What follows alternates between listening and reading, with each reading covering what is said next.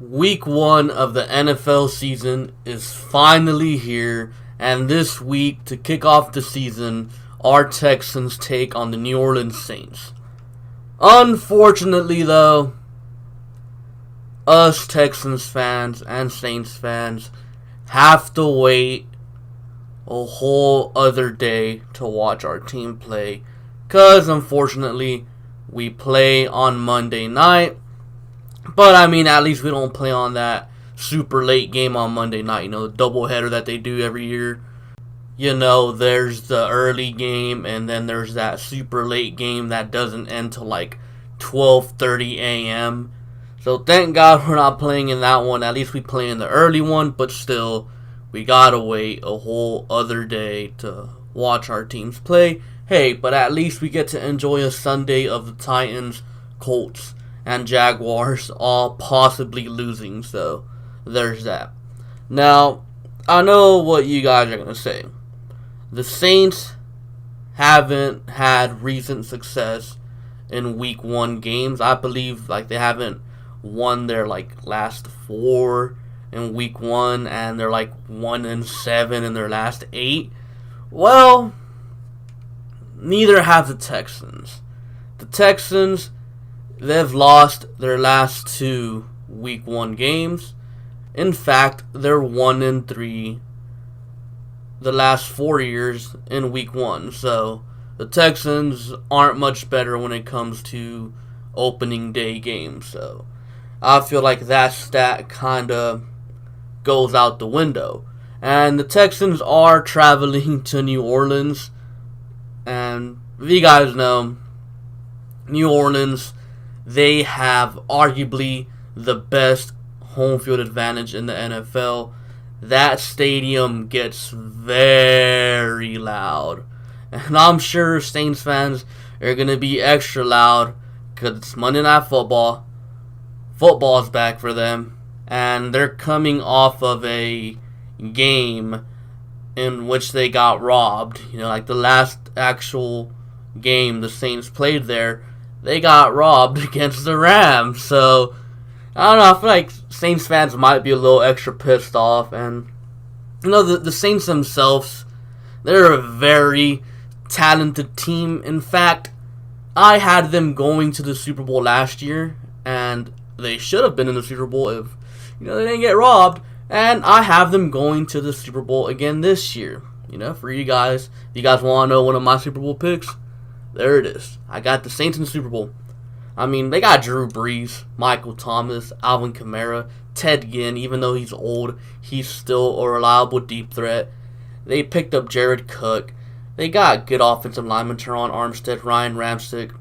Defensively, they got Cam Jordan, Sheldon Rankins, Demario Davis, Marshawn Lattimore, of course, Marcus Williams. They have Eli Apple, who is still questionable, but he's young. He can get better. Marcus Davenport, they picked him in the first round a year ago. Didn't have that good of a rookie year, but again, he's young. He can get better. He was a first-round pick for a reason. So, this Saints team is very talented.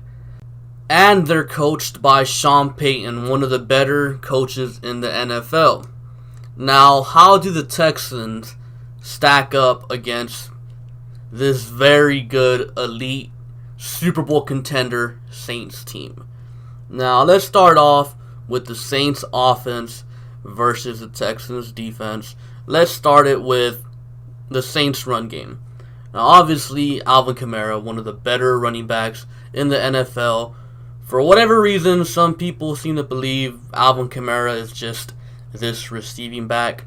That's not true. Alvin Kamara is a complete back. He can gash you in the run game too. Now, when it comes to the Saints run game, I honestly believe that the Texans have the edge there.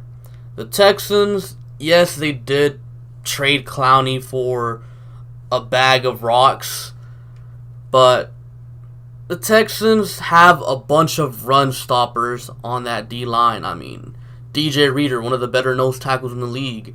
Angelo Blackson, Brandon Dunn, Carlos Watkins, J.J. Watt, Whitney Merciless. They got the linebackers, McKinney, Cunningham, Dylan Cole. They got Jalil Adai, a good run support safety. So, honestly, I see it hard for the Saints to be able to run the football on the Texans. So, I think in terms of stopping the run, the Texans have the edge there. In fact, last year the Texans were one of the best run-stopping teams in the NFL. I do expect them to kind of take a step back there because Clowney, I've said it before, I do think he is the best run stopper in the NFL. I love Donald, but I think Clowney has him beat. Clowney's just on another level when it comes to stopping the run.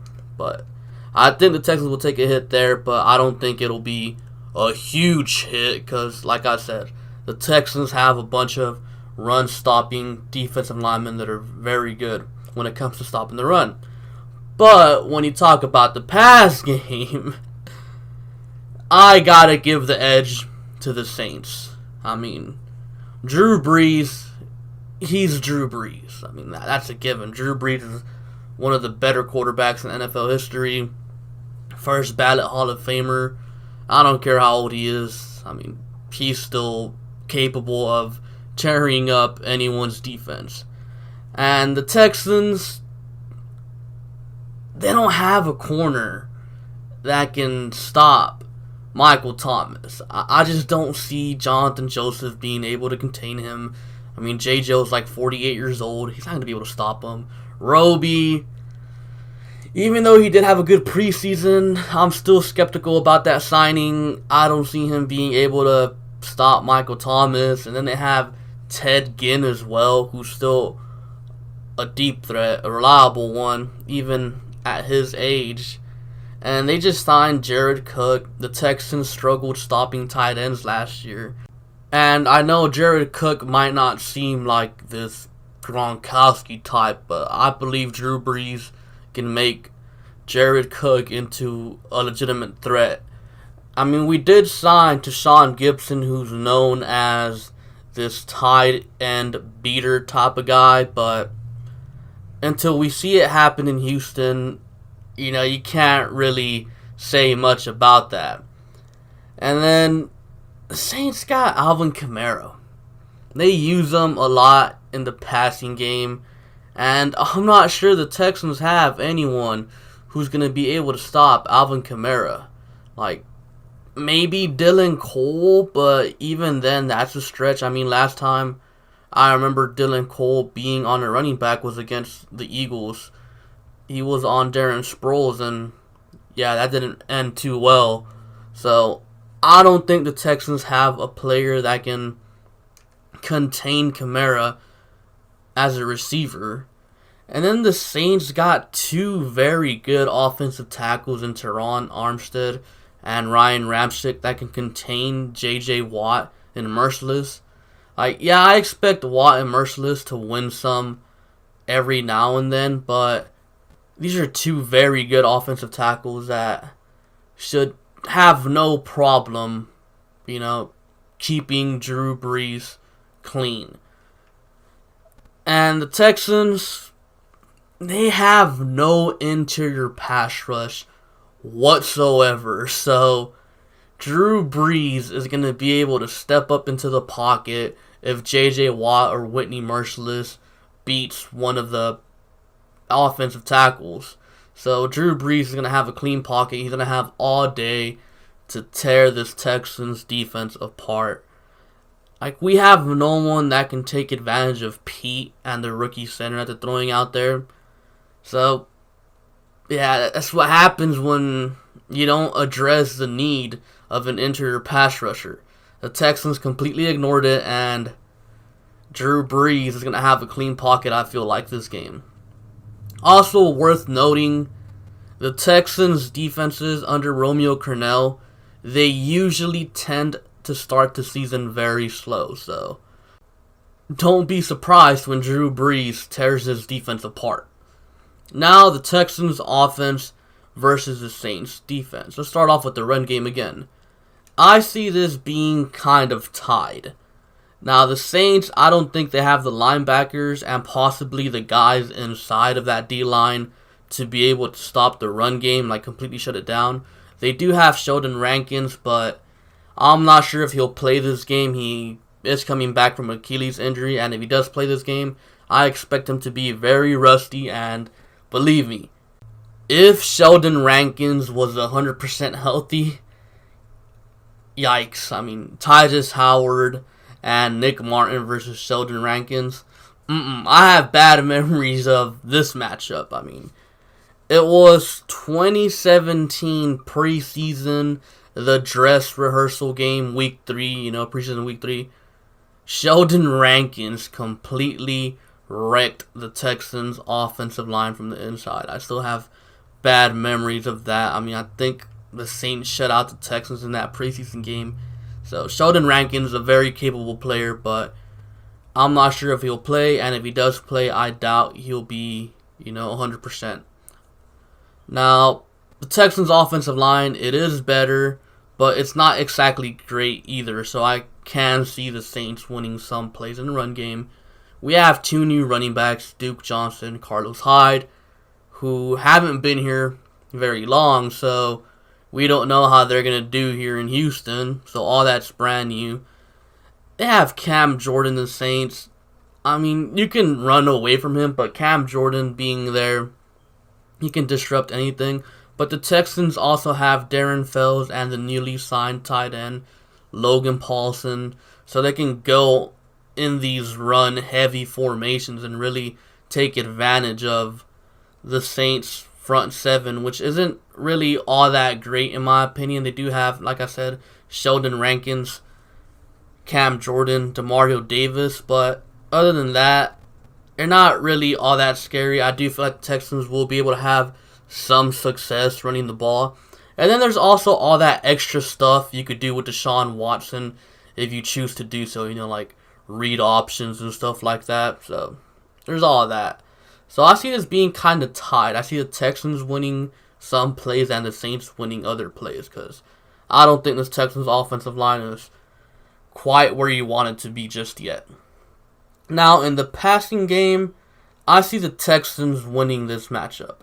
Look, Cameron Jordan is probably going to abuse Shaun Henderson, but lucky for us, we traded for Laramie Tunsil. So Laramie Tunsil, he could leave him out there on an island against whoever he's going to be going up against. You don't got to worry about helping him out. So now you can put a tight end or a running back to help out Shaun Henderson versus Cameron Jordan. So Shaun Henderson, he's probably going to get beat if he's one-on-one against Cam Jordan. But lucky for us, he's not going to be one-on-one that much. At least I hope so, because if he is, yikes. And then, Sheldon Rankins, like I said, I don't know if he's going to be active. If he is active, he's going to be a little bit rusty, so there's that. I mean, Marshawn Lattimore, don't get me wrong, love the guy, one of my favorite corners in the NFL. Very underrated in my opinion, and he's very, very good. But let's be real here. No one can stop DeAndre Hopkins. I mean, not even Jalen Ramsey. Jalen Ramsey shuts down everyone. But when it comes to DeAndre Hopkins, you just can't stop him. If Jalen Ramsey can't stop D-Hop, then who can? Probably no one. Eli Apple, like I said, young player, hasn't been very good. I don't see him being capable of stopping Will Fuller. Will Fuller is going to be over there running free. Will Fuller's back. He's fully healthy. He's been good. He's been practicing, so there should be no setbacks with Fuller. He should be a full go. And then you have Kenny Stills and Kiki QT. I don't know if Kiki will play. If I was a betting man, I would bet no. But Kenny Stills is still a very capable wide receiver, and he'll be able to do some stuff in the passing game. And then you have Duke Johnson. Will Duke Johnson be involved in the passing game? If Duke Johnson gets involved, that's just another weapon for Deshaun Watson. I just do not believe that the Saints have the players on defense to slow down this highly potent Texans offense. And then you got the tight ends. Yes, unfortunately, Jordan Thomas and Kahali Waring are on IR. But Jordan Akins did look good in preseason, as did Jarrell Adams, so they can probably do some damage there. And then you got the other two guys, Logan Paulson and Darren Fells. And then you got to factor in Watson's mobility when passing the ball. Like, if there's nothing there, Watson can literally just take off and get some yards. So, yeah, I just do not see the Saints being able to stop this Texans offense. Now for my prediction. I see this being a very high-scoring shootout on Monday Night Football. I believe that the Saints will slightly overlook the Texans. I know what you're thinking. What? Why would they overlook the Texans? It's a Week 1 game. Well, if you look at the Saints' schedule, they play the Rams Week 2. The Rams that robbed them of a Super Bowl trip last year in the playoffs. To the Saints, this game against the Texans, it don't really mean much. It's a game versus an AFC team. So they can definitely afford to lose this game. Do they want to lose it? No, but they're also probably really looking forward to that Week 2 game where they take on the Rams and get a chance at revenge versus the Rams. So it is possible that the Saints can slightly overlook these Texans and not really play up to their standards. The way I see this game ending is this time around, Deshaun Watson gets the ball last, drives down the field, and sets up Kaimi Fairbairn for a game-winning field goal, and Texans win it 37-34. So, those are my predictions for this Texans Week 1 game. Comment down below your predictions for this Week 1 game. And be sure to like and subscribe. Thank you for watching, and I'll catch you guys later. Peace.